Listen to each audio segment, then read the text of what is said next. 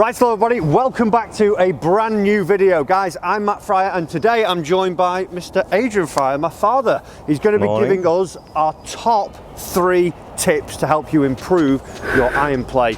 Now obviously as a long-time coach you'll have seen many golf swings, and I bet you've managed to pick out a few things that are going to help the folks at home watching today. So most certainly, let's get stuck into this lesson and find out what those top 3 things are. So we're going to be looking at 3 top things for the iron swing here, Adrian, and obviously as a golf coach over many years and myself seeing a lot of golf swings as well, what are the 3 key areas you would say that need improvement? If it would be path, would it be people trying to swing it faster, what would you say that everyone needs to do a little bit better?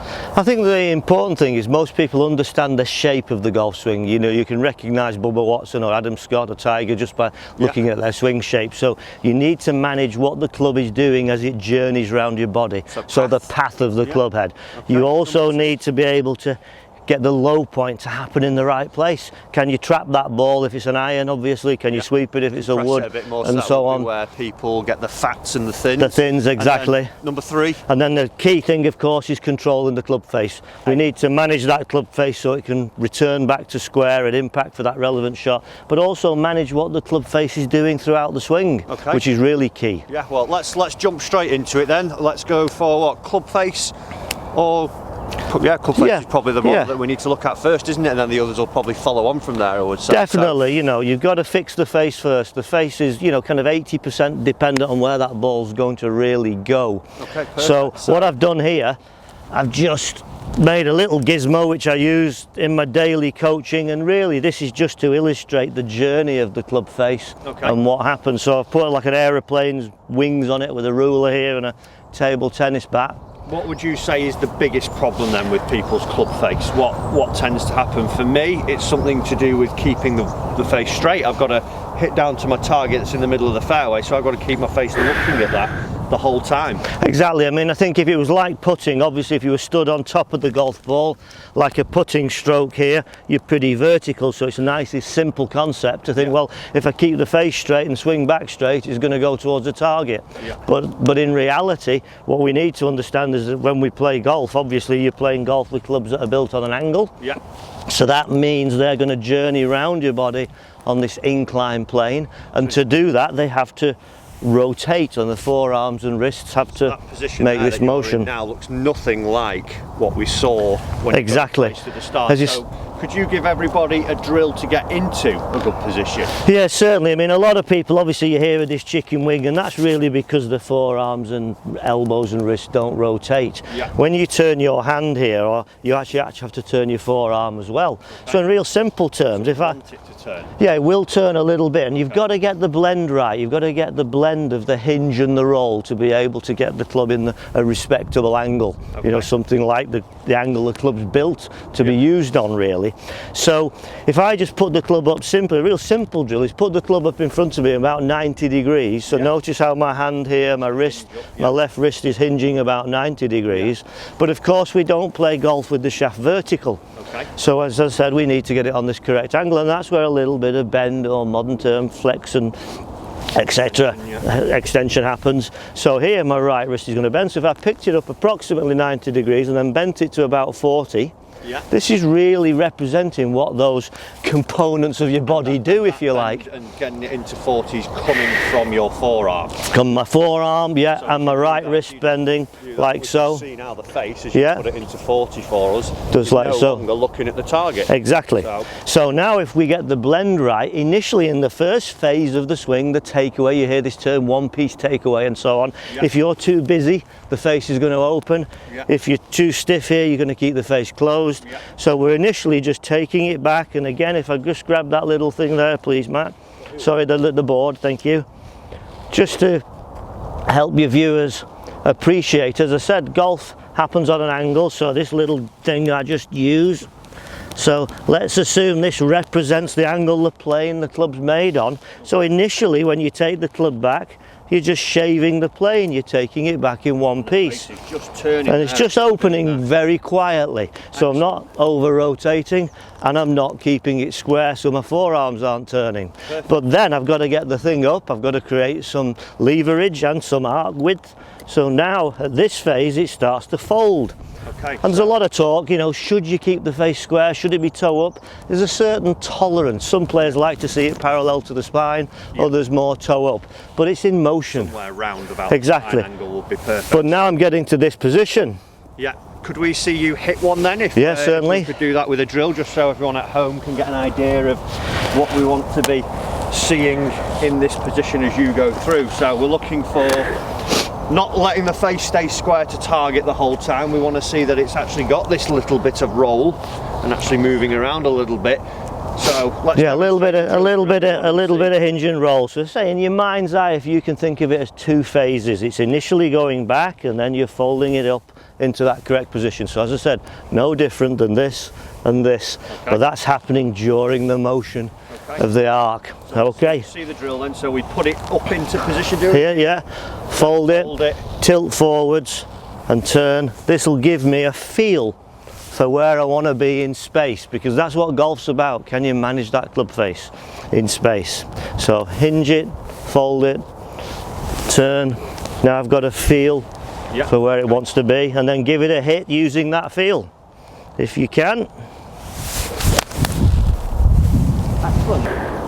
Okay, so on to tip number 2 now. Obviously we got that one slightly heavy there, first swing of the day, we all do it, but it's a great segue into this second point now.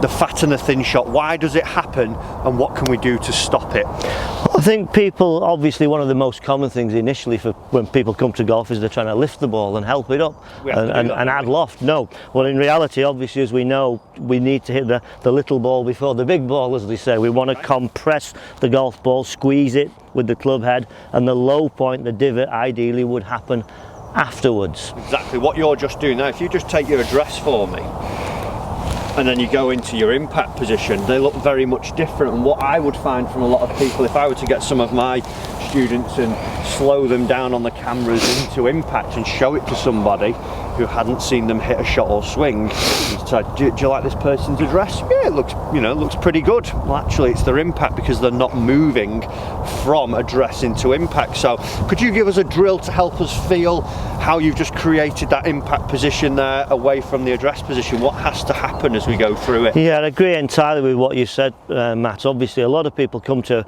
golf and they believe that you think, well, if I'm good at address, I'm going to be good at impact, and then try and recreate their address. That's not what happens. It's much more dynamic. We're using our body to lever our arms on the club, so there is some shift and turn.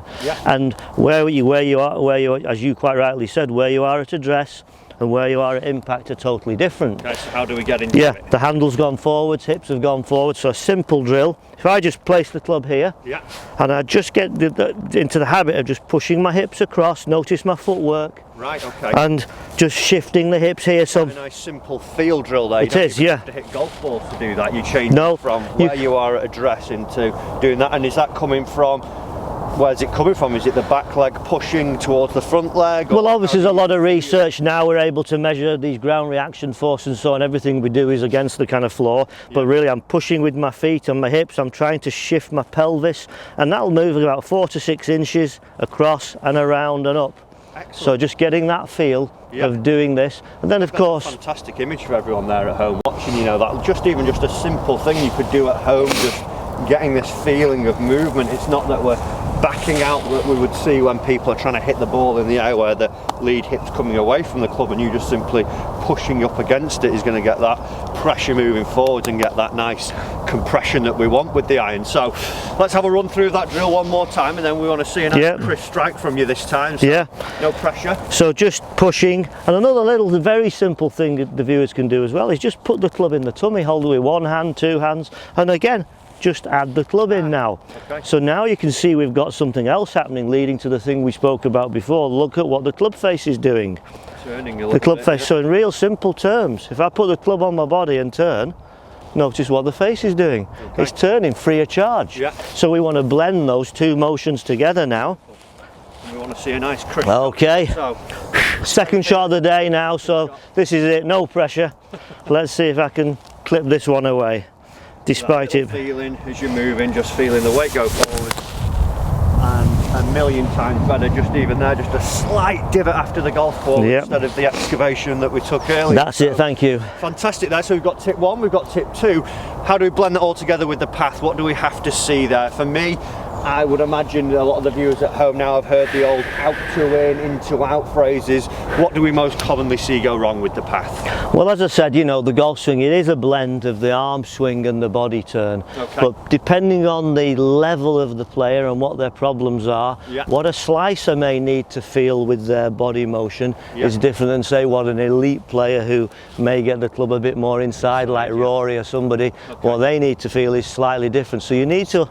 So we're looking at probably slicers, would you agree, probably the most common one. So if we wanted to get our path, let's say, more neutral or slightly into out, what's a drill that we could do for that? Well, obviously you hear the term over the top and so on and so forth. So if I was just placing the club across my shoulders and I'm going to put the club face toe up here square, what typically might happen with somebody who comes over the top, they get to the top of the swing here and they'll over rotate their shoulders. This right shoulder will come up high. Trail shoulder for the right-handed. That's right. Very active.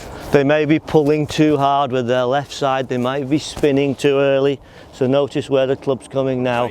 So that's likely to throw it over the top. As I mentioned, for an elite player, that might be slightly different. They'll drive harder. Their club will drop more behind them. They need a more level turn. But for the viewers at home, one simple thing is, I call it the down and the around. Every golf swing has got a down element and an around element, and again you've got to get that mix right. So we don't want the one happening before the other. Exactly. The higher handicapper, the slicer, may well be coming down, or around here before he comes down.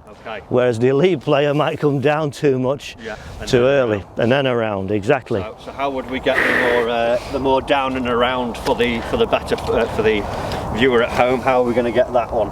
So for the player who's, as I say, struggling with the fade and the slice, that golfer, if I place the club across here, and again blending it with the little drill we mentioned before with the hip shift, if I get this little shift, you'll notice now there's some tilts going on here. It's not just pure rotation. So when I've got to the top of my swing here, I want to feel the club head's for me dropping. I would say that you're trying to drop the club head to your trail thigh. A lot of my students would throw it in front of the body very quickly. Exactly. A good feeling. It would indeed, and remember that when you're doing this and dropping it, notice what's happening with the hips. There's that little shift, a little bit of transfer of my weight here. Beautiful. And then I'm going to blend that then into my rotation. But that's going to bring that club nicely on the inside. So do a few of these, get the feel of the down element before the around element. Then put the club in your hands, exactly, get the down element. Notice how I'm conserving these angles, the later hitters they call it, then I can use them at impact. Excellent. So we've got 3 things there. We've got club face alignment, we've got a low angle drill, and we've got this down and around drill for the path. Let's finish it off with a nice little shot here, clip one away. 3rd time was a charm. That's it, here's hoping. And again, a real crisp strike, tiny little divot after the golf ball there, and a real solid golf shot. So guys, personally, thank you Adrian for coming on the channel. You're welcome. Brilliant. Stay tuned for some more tips. We've got some driver and some chipping tips coming. Do check out those drills. Go and actually try those on the range or on the golf course to see how you get on with those. Remember as well guys, if you haven't already, do hit the subscribe button down below, turn on the bell notifications. Also check out Adrian on his social media channels as well. They're all linked in the description below. Thanks for watching, and I'll see you in the next lesson.